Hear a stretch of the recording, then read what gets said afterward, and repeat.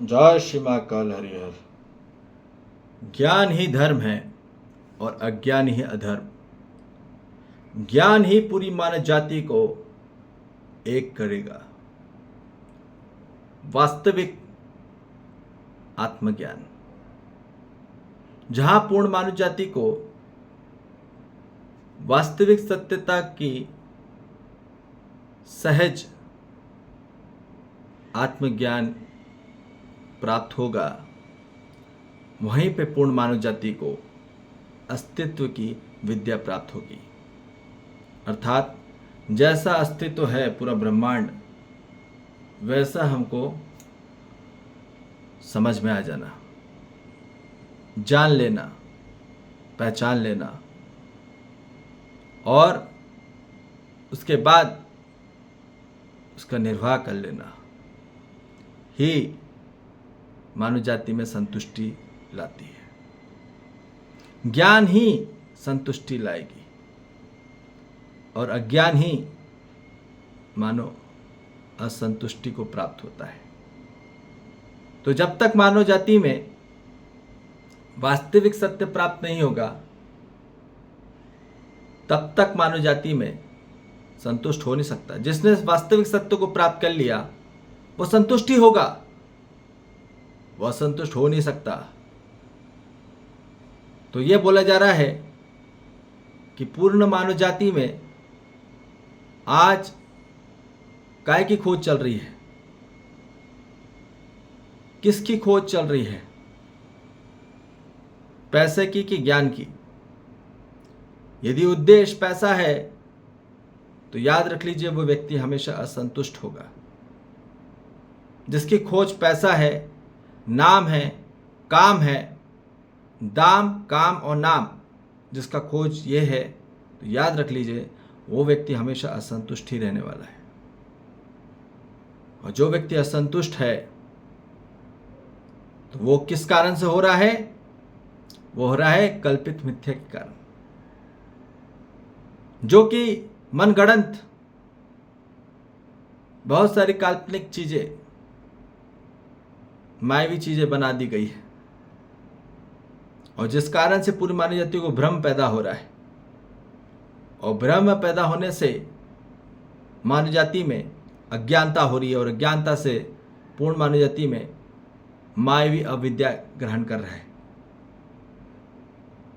मतलब non existence की पूरा अध्ययन करके, स्टडी करके, पीएचडी करके आ रहा है। एट द एंड सब कुछ प्राप्त करके भी वो असंतुष्ट है। आइंस्टीन भी, जो आइंस्टीन थे साइंटिस्ट, आखिरी टाइम पे वो असंतुष्ट रहे, आखिरी दम तक असंतुष्ट रहे और दुखी रहे। तो ये बोला जा रहा है जो लता मंगेशकर रही, उसका जीवन भी असंतुष्ट रहा। इतना गाने गाने के बाद भी, इतना नाम कमाने के बाद भी, इतना काम करने के बाद भी, इतना दाम कमाने बाद भी वो असंतुष्ट के असंतुष्ट रही। वो दुखी रही, अशांत में रही, असंतोष रही और मातम में रही। तो याद रखिए, असंतोष वही है जो अशांत है, और अशांत वही है जो दुखी है।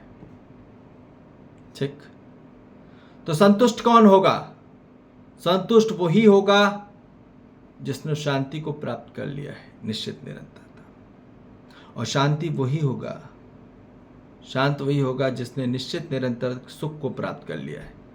और निश्चित निरंतर सुख जो है वो वास्तविक सत्य में है, और काल्पनिक मिथ्या में ही अनिश्चित अनिरंतर दुख से जुड़ गया है।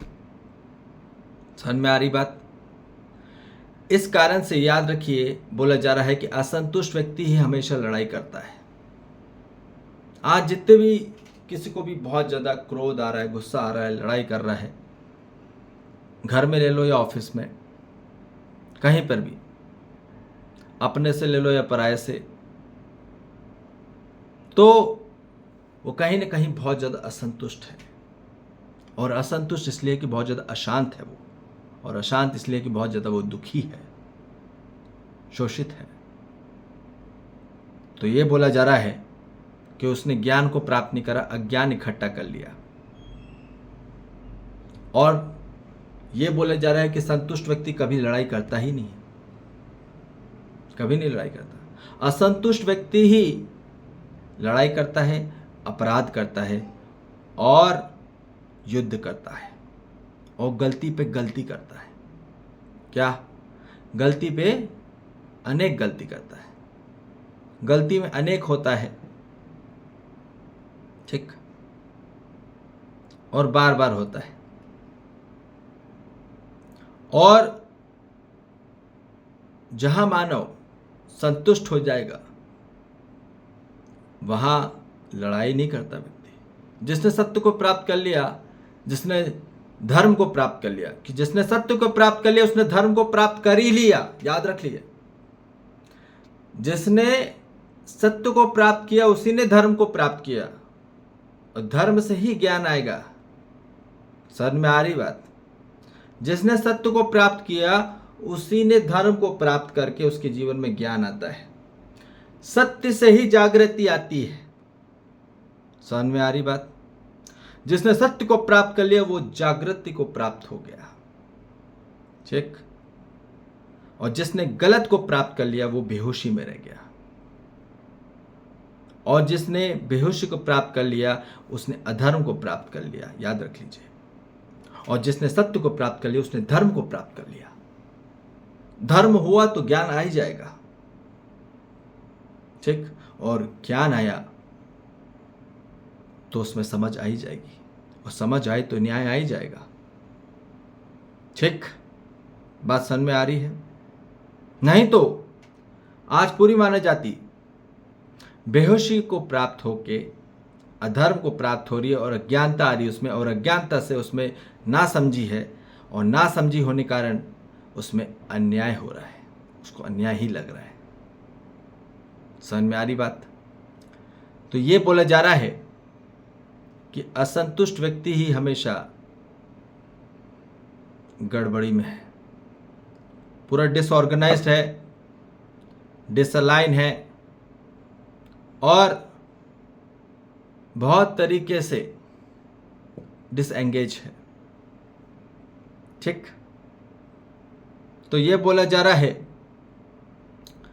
कि असंतुष्टि ही मानव जाति में असंतुलन, क्रोध लाती है। बहुत ही ज्यादा एकदम संतुलन नहीं रहा, खो बैठा, एकदम क्रोध आ गया, बहुत ज्यादा गुस्सा आ गया। समझ में आ रही बात? क्लियर है? कंट्रोल नहीं है उसमें। समझ में आ रही बात? उसमें कंट्रोल हो नहीं सकता। और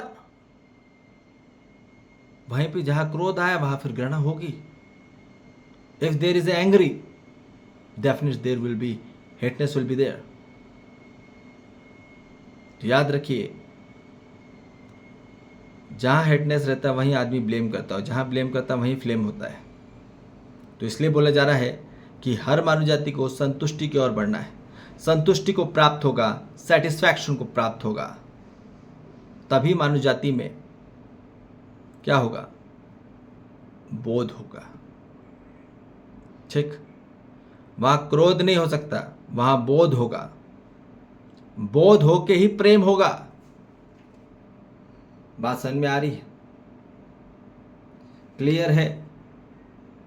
मानव जाति में संतुलन, जो प्रेम होगा और बोध होगा, वो संतुष्टि को प्राप्त होके होगा। जब तक मानव संतुष्ट नहीं होगा तब तक संतुलन आएगा कैसे? समझ में आ रही बात? तो ज्ञान से ही जीवन में संतुलन आता है। ये बात ध्यान रख लीजिए। जब तक पूर्ण मानव जाति को आत्मज्ञान, वास्तविक ज्ञान, अस्तित्व विद्या प्राप्त नहीं होगी, तब तक मानव जाति में संतुलन आ नहीं सकता, क्योंकि संतुलन आता है संतुष्टि से, ठीक। जब संतुष्ट होगा तभी संतुलन आएगा जीवन में, और जब तक मानव असंतुष्ट है तब तक असंतुलन है ही, डिसबैलेंस है। There is no balancing at all. ठीक, तो इसलिए बोला जा रहा है कि हर मानव जाति को आत्मज्ञान की ओर बढ़ना है, और आत्मज्ञान के लिए ठहरना पड़ता है। जीवन में स्थिरता चाहिए, तब ज्ञान प्राप्त होता है।